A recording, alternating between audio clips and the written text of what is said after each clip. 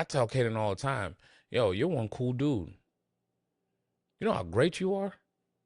Because I know those words to him, it it might not seem like a lot right now, but I am setting you up to let you know that when you go out there and they start beating you down and I'm not around, just remember, you great, dude. You're one cool ass dude. Take this journey with me. Let's define it. Let's build it. Let's live it together.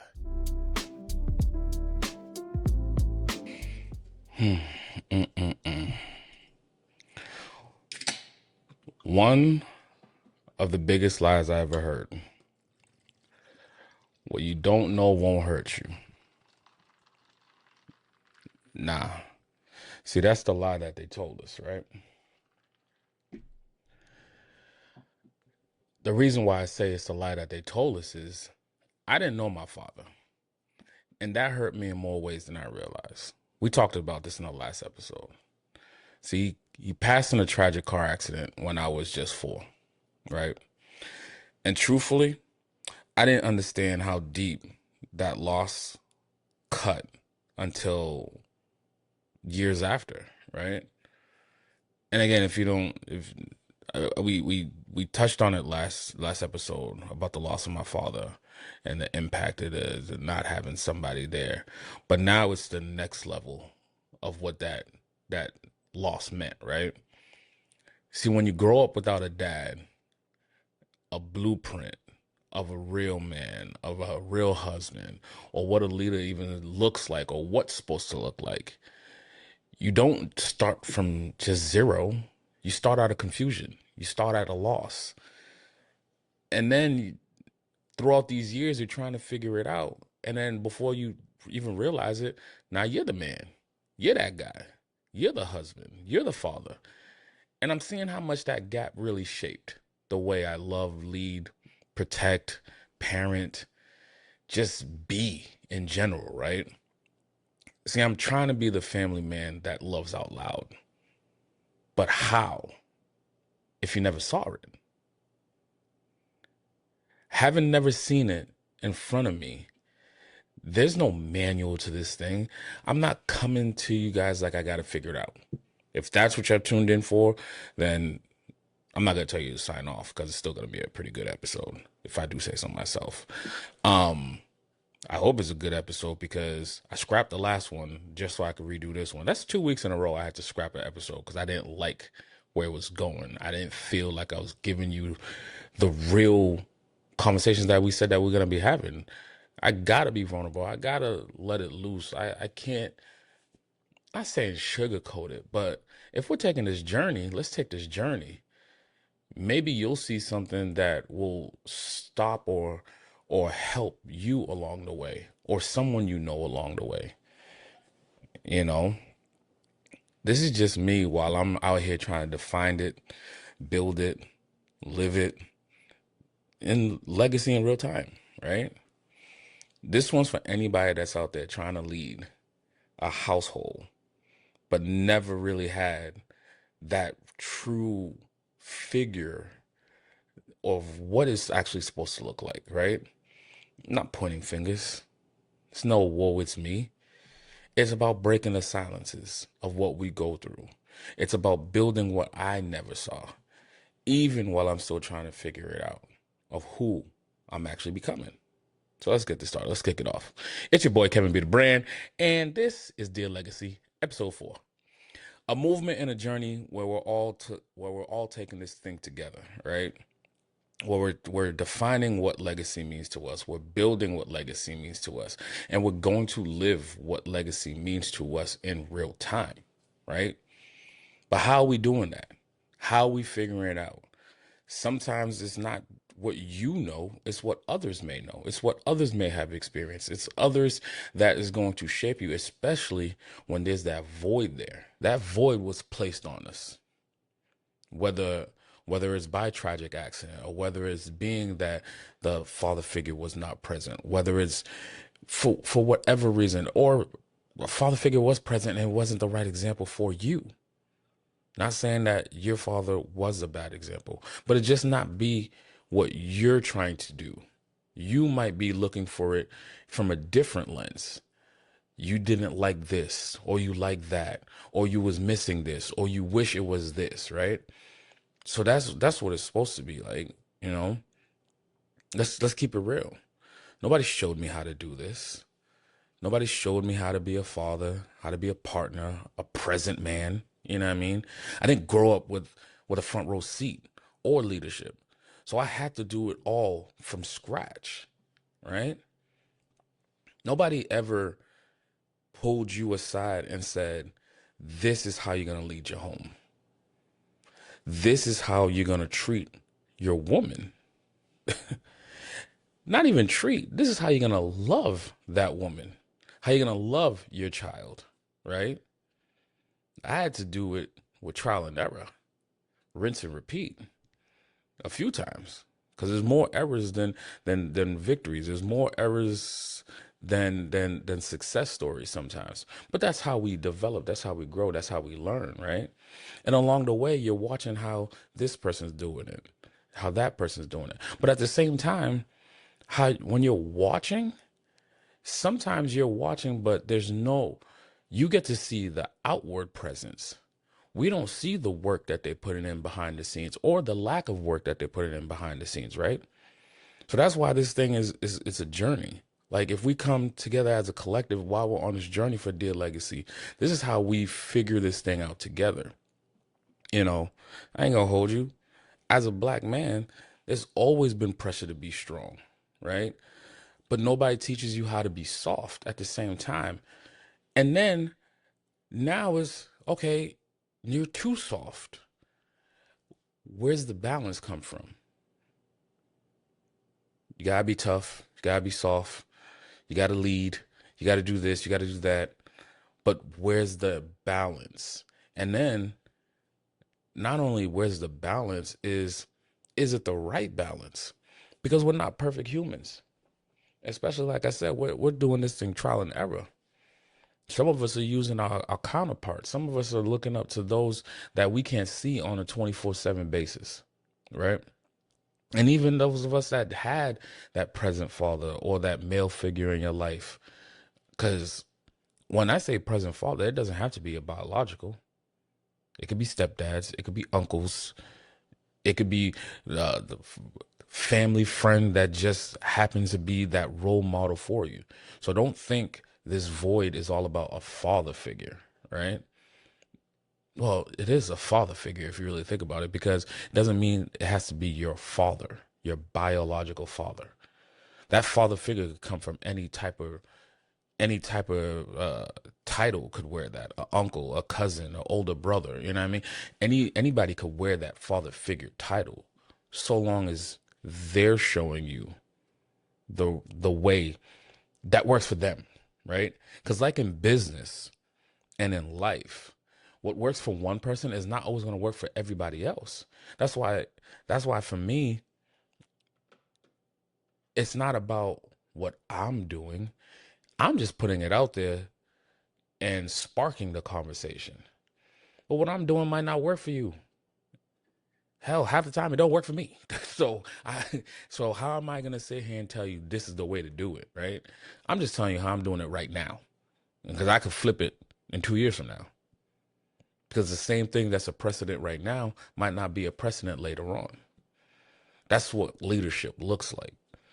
That's why they put you at head of household. They're looking for guidance on how you're gonna do it, so they can know how they could move, right? Leading a family is not just about the money aspect. A lot of us got that confused, because if you take your ego out of it, you might not be the breadwinner. So who cares? You're not the breadwinner, but you can still lead when you're not the breadwinner.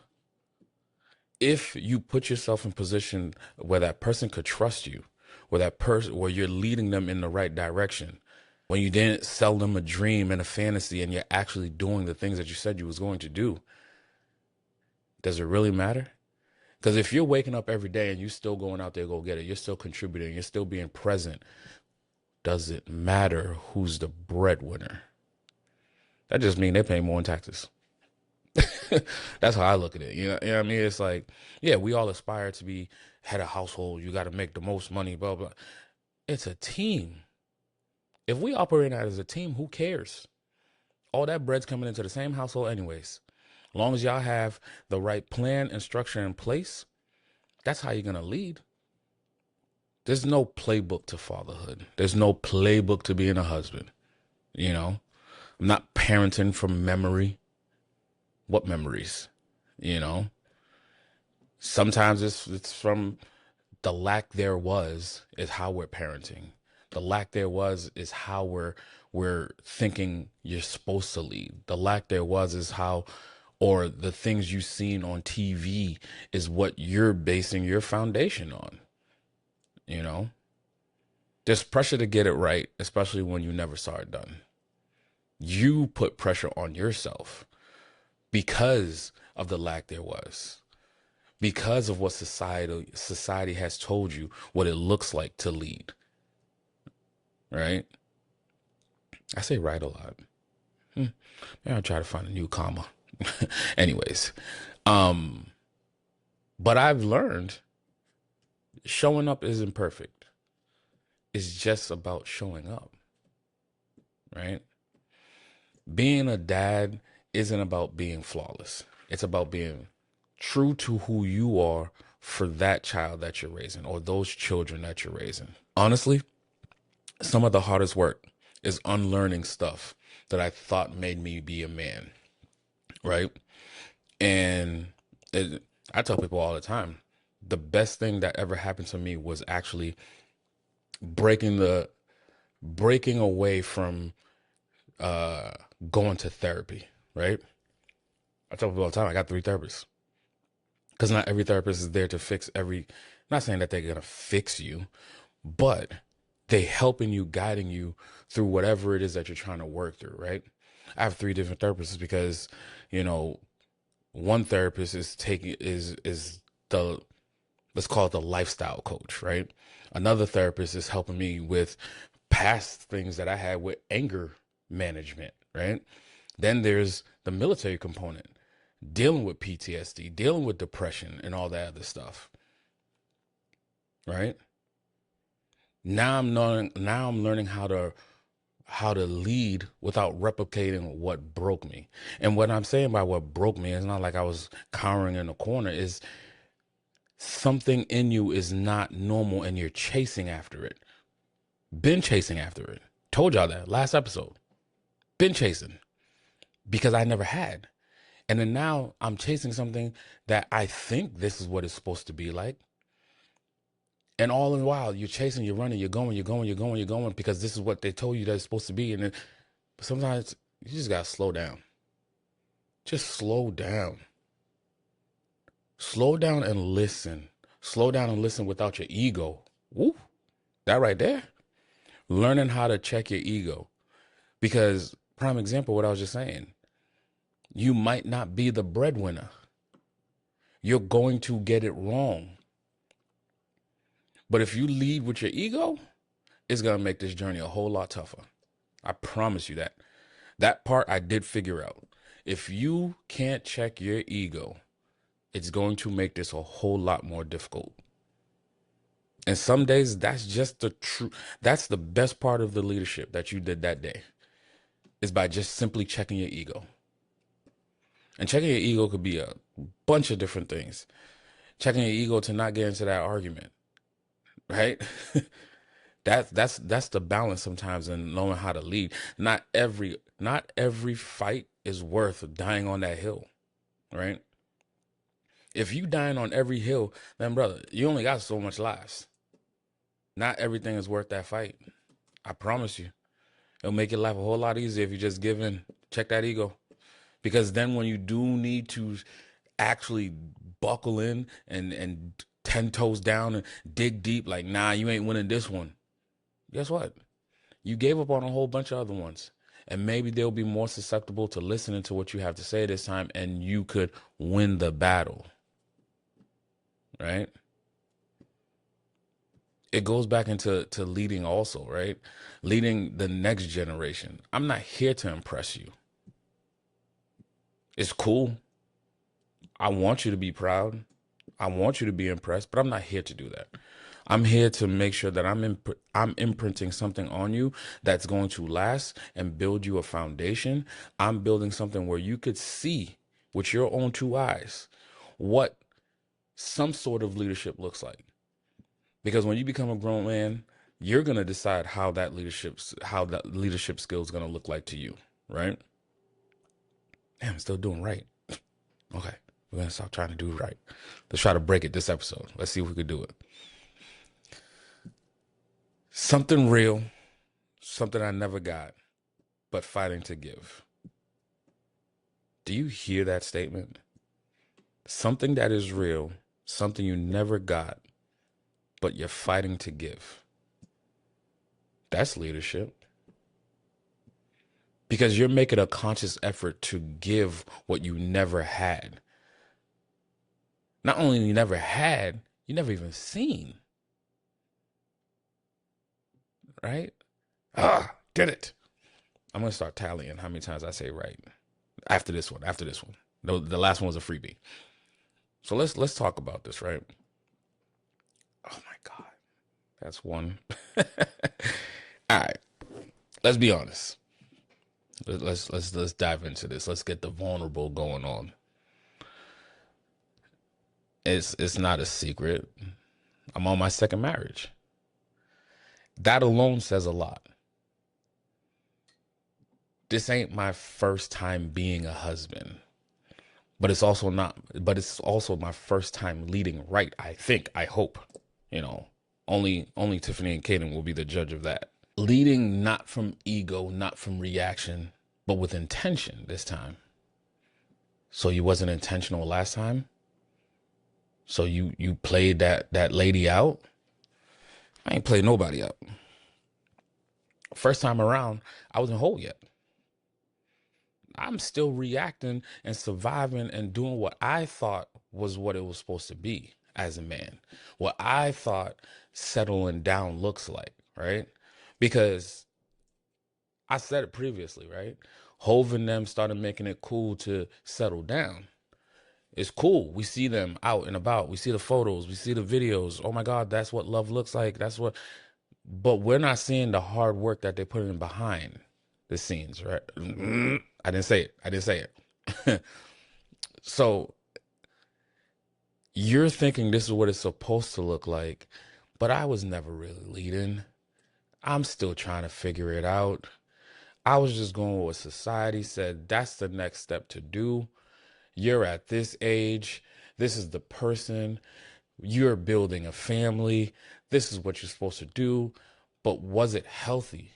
Not just healthy for me, but healthy for both parties. Not healthy for both of us, but healthy for the next generation that we're bringing up. I was already not given that. So I didn't even know what I was missing. I didn't even know where I was supposed to pivot at. Because we're learning off of trial and error. I didn't know how to speak soft. You know how many times I fought? How many times I lost my cool? By losing my cool, I mean yelling, arguing. Nothing more than that, people. You're supposed to be tough. You're the man. You run this house. But how are you actually running this house? Well, because you brought some bread in? Anybody could bring bread in.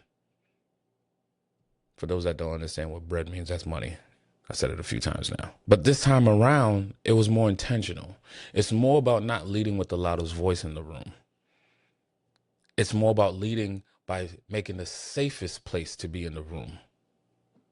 You know? The growth didn't come from a course. It didn't come from a podcast. It came from actually messing up along the way. Taking a look in the mirror and seeing, what did I do to affect this situation? That goes back to the ego thing. Because a person that has an ego that thinks that they're never wrong, they're not going to sit back and say, what did I play to get us to this end result? To now we have a child and we're divorcing. you had to realize and check yourself, like, I'm not the person for you. It's not saying that you did anything wrong. In your mind, you're doing what you believe was right for you and how you were supposed to show up in this space. Just like I thought this is how I was supposed to show up in this space. And it's okay if we're doing this because that's what it's supposed to be. This is where we're supposed to be. This is what we're supposed to do. Nah. Who told us this is what we're supposed to do? Society? You're young. You're still trying to figure it out. But why do you need to try to figure it out while fighting this one thing and then having somebody else of the next generation seeing, is that what normalcy looks like? Because that's a turmoil you now start to figure out when you're in these situations.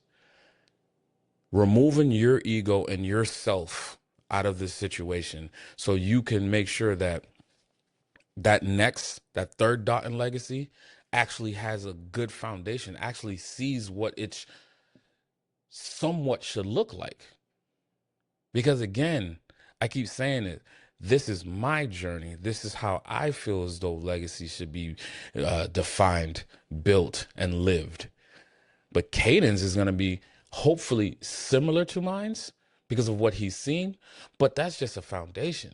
He's going to figure it out as his own man, as he puts his 10 toes down. But all I could do is give him the best version of what he sees. And it's not just what he sees currently in this situation, but in the past situation was going to dictate how his future was going to be also. I told myself, we're not doing this again.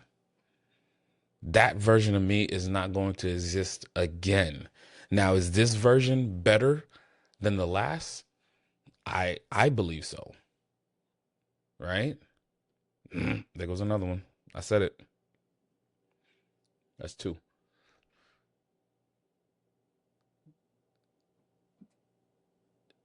Sometimes being a man, you feel as though you don't even get permission to restart.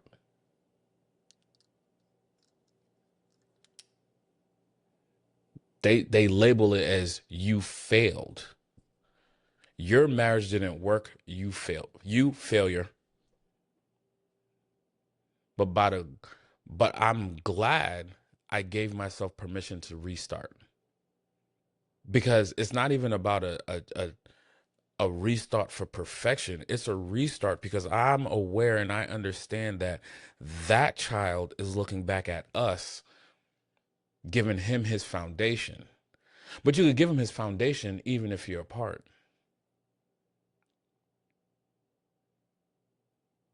I'm giving myself to grow, myself space to grow in this situation now.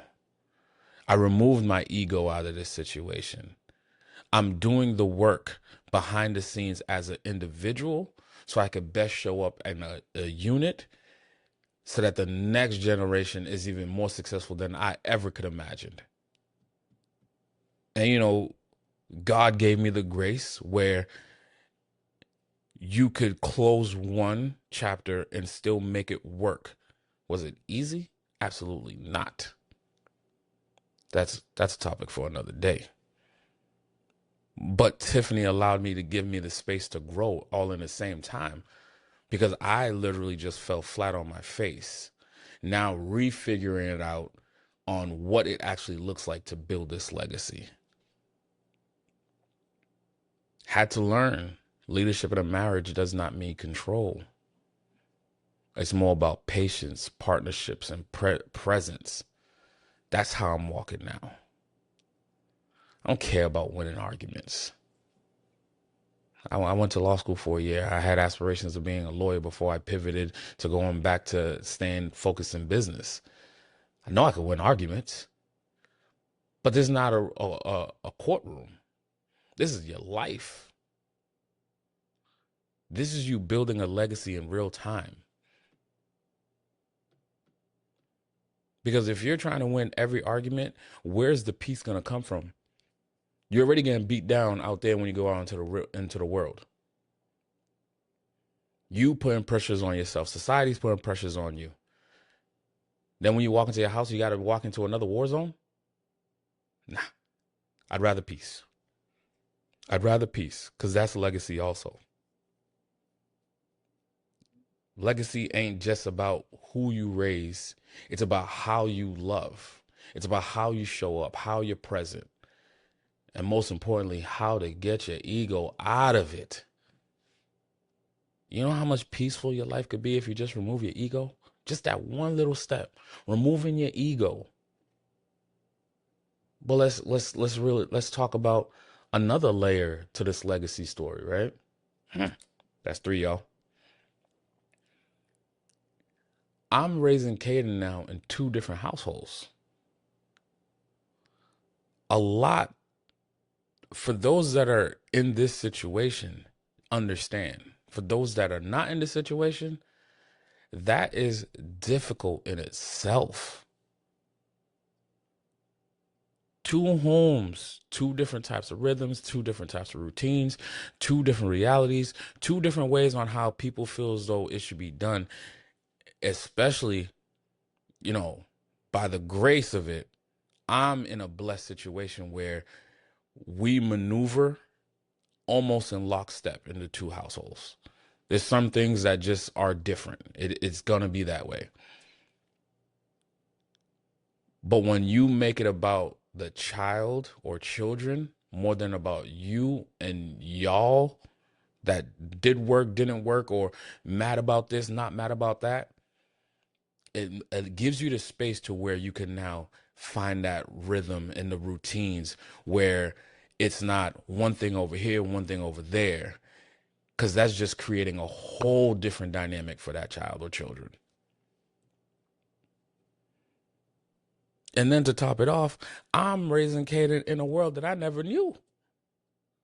And when I say in a world that I never knew, it's I'm I'm from the inner city. I'm from the hood. I'm now raising you in the suburbs.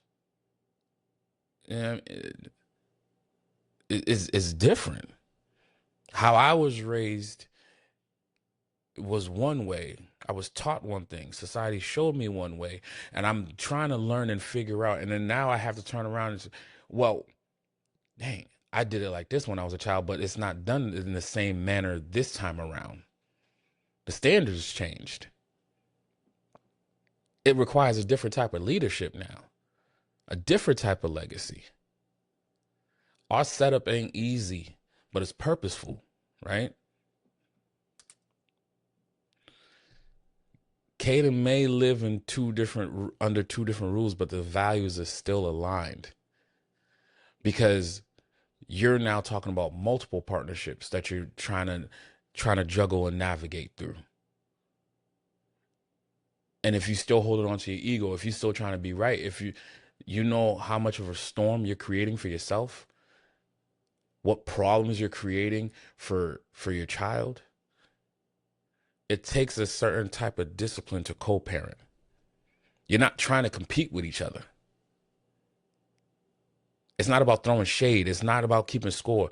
The mission is bigger than the moment.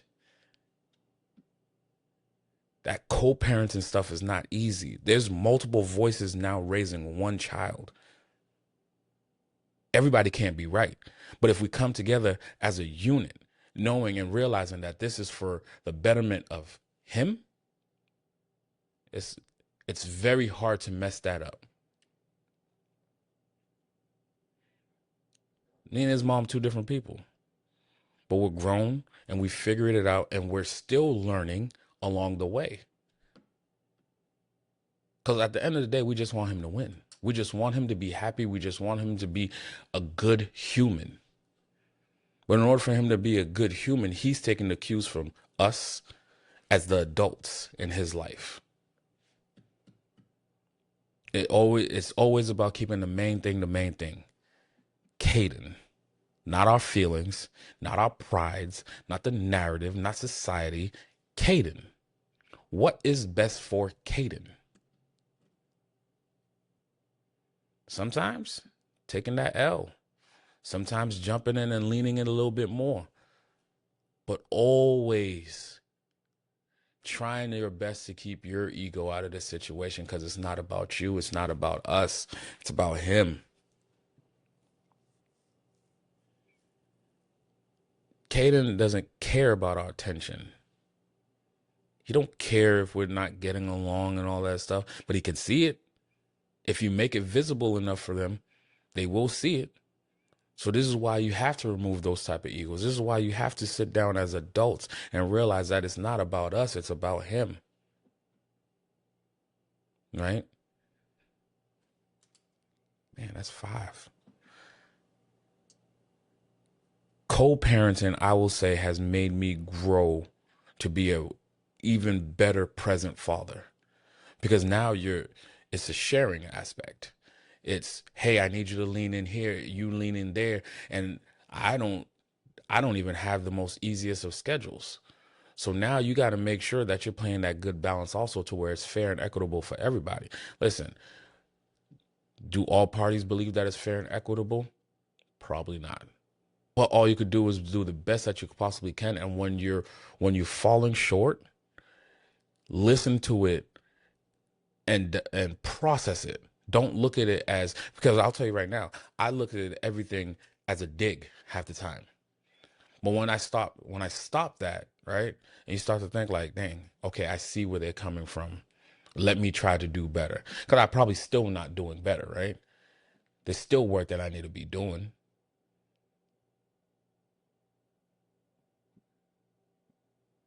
But as long as I'm showing up and I'm being present and I'm trying my best, that's the best type of legacy I could be building for him right now. Building that type of identity for him right now. Because again, like I said, 2 homes, 2 realities, but 1 mission. Raise a strong, grounded, loved Black boy who knows who he is and where he comes from. He's not looking for perfection. He probably thinks his parents are perfect anyways. He thinks his bonus mom is perfect anyways. Like, all he needs is us to just show up. And as long as we keep doing this dance that we've been doing, we're on the right pathway. One thing he's never going to do is question if he was ever loved by any one of us.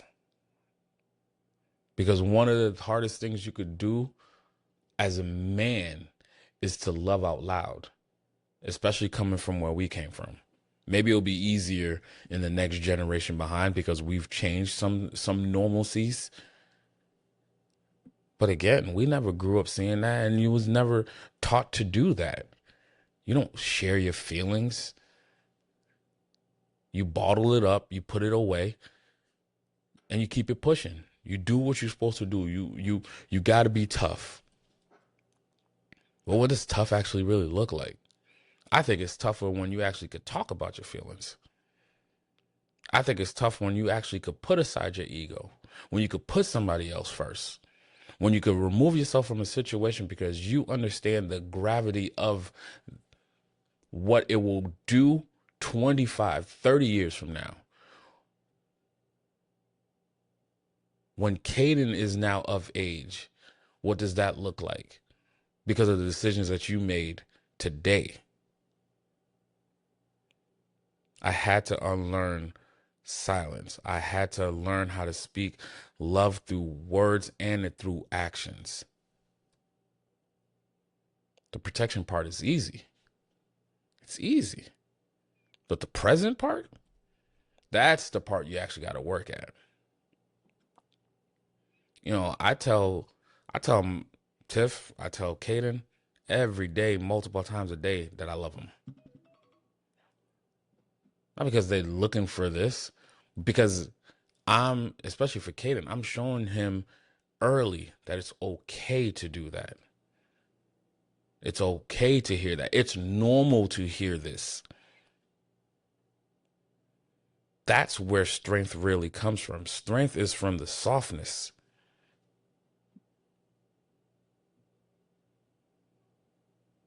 You ain't got to figure out or wonder if there's love, that I have love for you. Oh, they showed me love through the stuff that they got me, and they made sure that I had all my wants and my needs were met, and I sometimes had my wants. Well, with Caden's case, he always has his wants, but it's the consistency of the matter to know that I don't have to second guess. Oh, my parents love me for sure.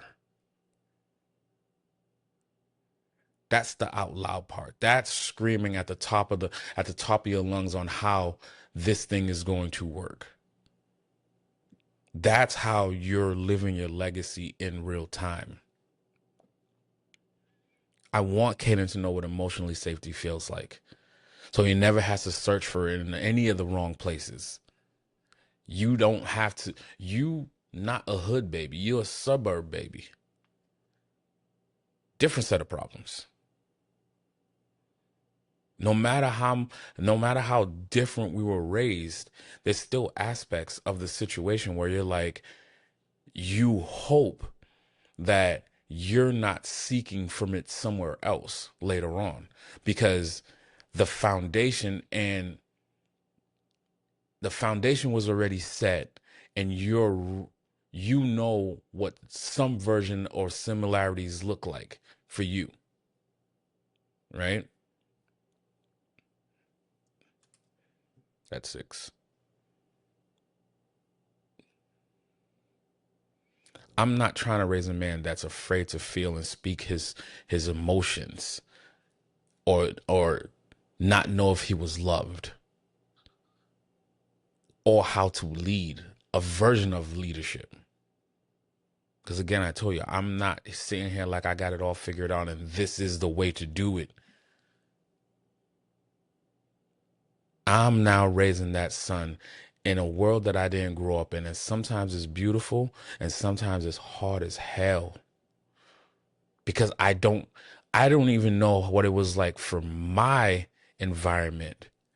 And now I'm placed in a different environment with different societal norms, with different pressures, different financials, different emotions, different, everything is different.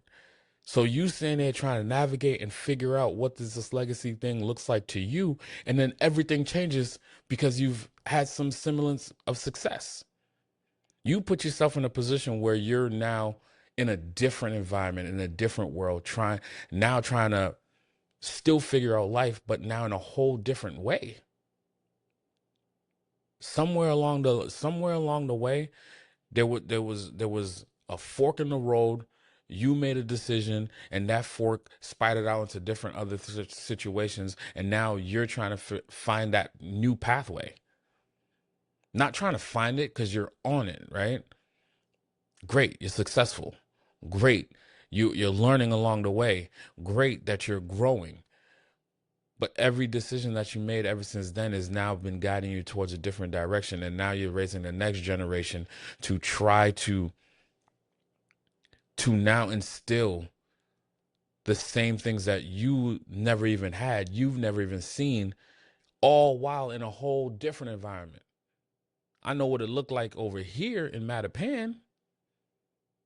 You had aspirations of somewhere, sometime at some point, to not be in apartments, own your home, but you never saw this. This is different. It's not braggadocious. It's different. You aimed, you strive for success. You obtain it. But now it's like, I joke around with people sometimes because some of the things I complain about, I have to realize it's first world problems. You've put yourself in a situation to complain, and and and the pressures put on you that it's not normal coming where you come from. Where we come from, survival mode taught us discipline, hustle, edge. But now you have to now navigate and show the next how to do this, but they're not in that same environment. You could instill discipline, yeah. You could teach hustle, but edge, that's different. But at the same time, now you're trying to make sure that you're not putting too much on the edge emphasis. You're putting more of the love out loud. I tell Kaden all the time, yo, you're one cool dude. You know how great you are? Because I know those words to him, it it might not seem like a lot right now, but I am setting you up to let you know that when you go out there and they start beating you down and I'm not around, just remember, you great, dude. You're one cool ass dude. Coming where you come from built you how you was built, but now is different. You're not riding the bikes through the hood and having to lock it up and hope nobody grabs it. You're riding your bike down your driveway through the neighborhood, drop it on the yard and never think twice about it. But that's what peace. That's what success brings you. Caden's reality is different, but I'm still the anchor to this situation of his right now, currently. As I'm defining, as I'm building, as I'm living, I'm the anchor to whatever Caden's going to see, how he's going to develop, what he's going to be, how he's going to feel. Just because it's safer doesn't mean that it's easier. It just means the conversations are going to be different. It just means the way that I'm teaching, the way that I'm leading has to be different. We have to be aware. We have to show confidence and pride from where, and not forget where we came from. Let him know. I have conversations with Caden sometimes like he a young adult already. He 8. But those conversations is what's setting him up so he could understand like life is different for you than it was for us. I'm not going to sit here and pick and choose where I came from and where I'm at now. No, I'm bridging the two. Because I told you before in the last episode, you can't forget the past. You're not going to erase it. You learn from it, you grow from it, and you develop from it. Legacy is about laughing free, living and laughing freely. He's got more than I've ever had, but that don't mean it's going to be easier for him. It just means that I got to guide him a little bit different. But how do you break the mold and the silence, right? Because in this journey, we're not just breaking cycles. We're breaking silences too, because a lot of times none of us talk about some of this stuff. We're not from that generation where people freely talked about these type of situations, where people actually put themselves out there for all to see. Even our most beloved celebrities that we're taking cues from, they don't put their full life out there to see. They give us and pick and choose what they see, unless a scandal comes about. That's when we start to see, oh, wait a second. They going through real life too. We were never taught to talk about what hurts us, how we're feeling. This is why in this journey, we're making an emphasis on speaking on certain things, putting it out there. Ain't nothing wrong with being vulnerable. I ain't saying put all your business out there now. Some things got to stay in house or between you and your therapist. But there's certain things that we can learn from one another. That's why it's a journey. I told y'all when my father passed, I was 4. Tragic car accident. And after that, life just kept moving. You know, nobody had a conversation with you. No therapy sessions, no grief sessions, no real conversations. And then the moment, and it's so funny because I remember clearly, right? The moment you start to have any type of act out, all of a sudden now they want to have conversations. Oh, it's because this. No, I'm just bored. Had nothing to do with that. I see how you're trying to correlate that, but it's not, you know. But now, hindsight 2020, when you sit back and you think about it, did that have some of it to do with it? I still think no, but I do know there was no true strength in silence. Sometimes you just need to talk it out. Sometimes you just need to let it out. Because the cost of staying silent is more detriment to this legacy that you're trying to build in real time, because you're not growing. When you're holding it and just keep trucking along and head down, keep pushing, because I got to be head of household. My ego is not going to allow me to, I got to do this. I got to do that. Slow the fuck down. Talk about it. Let people in. Let your partner in. We don't even talk about that part. We move like as dudes, we out here moving and trucking along and thinking that we're going to be Mr. Fix It. In reality, let's be completely frank, fellas. We ain't fixing shit. We need our partner to come through and save the day. But sometimes we can't be expecting them to save the day when they don't even know what the hell was going on in the first place. And by the time you bring it to them, it's way too late. That's not leading. You not head of household no more when you're creating problems. And sometimes we're going to create problems. We're dudes. It's happened. Especially if you're chasing dreams and all that stuff, we're going to create problems. But if you're in a partnership and you're talking about your partner, yes, I understand that. I'm victim to it also. Sometimes you think you're going to be able to fix it before it becomes but it's a thing. It's a thing. It's better for you to get ahead of that thing as a team, as a unit, than you trying to figure it out on yourself and then still having to bring in the partner later on when shit done hit the fan. Now there's resentment being built up. Is that how you leading? Is that the examples that you're showing? This version of me, I never saw coming. I see and I envision another version of me that's still to come. But in order for that to happen, I gotta keep moving and growing, but understanding that some things I'm just not gonna be able to fix. Some things I have to remove my ego out of it. Some things I'm not gonna win that argument. Some things I just need to show up and be present. I talk about chasing ghosts and speaking the silence out loud. Another thing that they always say, time heals everything. But time ain't never seen a ghost. Because when you're growing up without a father or a father figure, you're not just missing a person, you're haunted by the space that they left behind. We talked about this in the last episode. That space that they left behind is you now trying to fill that void. And now you're in full adult mode.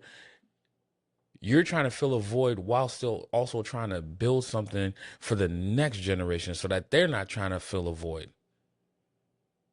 You out here trying to chase validation, trying to chase to being heard, the chase is just, it's going to make you numb and it's going to break you down. You can't outrun absence. You can't keep chasing towards absent. When you're sitting there wearing toughness like it's your armor, the whole truth and honest to it, guys, you're just trying to feel less broken, but you're really creating more chinks in that armor. Because, prime example, when you watch these older movies and they finish a battle scene, the first thing they do is when they take off that armor, they're working on the armor. They're re-welding it. They're fixing the patches and the kinks that was created from that battle. But when you just keep it on, you never take it off, how are you fixing it? How are you ready to go back into that next battle? Because that's what it is when you're dealing with ego, when you when you're staying silent, when you're not sharing with your partner, when you're trying to develop these type of situations and you're not taking off that armor, it's only going to get degraded, and eventually it's going to break down, and you're going to lose the overall battle. The silence that surrounded me in his death, that stopped with me. My son is not going to have to guess how I feel about him. I'm not hiding behind the ghost anymore. I'm inviting it to lead into the light. See, this podcast and these moments of reflection, they're not just for content. They're conversations I never got to have. And now I get to sit here behind the main thing and share it with you guys, and in hopes that it sparks something into somebody else so that we can continue this journey on building this legacy. This legacy I'm building is not in spite of my father's absence. It's rooted in it. Maybe I'll always be chasing that ghost, but now I'm doing it more with purpose and less about the chase and the pain and the lack there was I never had, so now I got to do. Still chasing, still running. I've been chasing and running from the ghost of my father for years, for different reasons.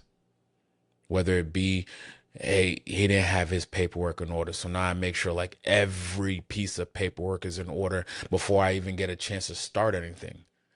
Right? Going back to our first episode, when I first talked to you, I sit on ideas for long periods of time because I still have that in the back of my mind. Well, you got to have your paperwork in order. Yes, you do have to have your paperwork in order, but sometimes you just got to start while the paperwork's being processed. Maybe I'll always be chasing and running away from the ghost. But maybe that's the point. I'm never going to outrun it. But as long as I made my peace with it, I'm able to build something new off of it. Because it makes me sit back and think and develop and figure out what's going on inside so I could show up as the best me on the outside. So I never had that model for what it was supposed to look like. But I'm still showing up.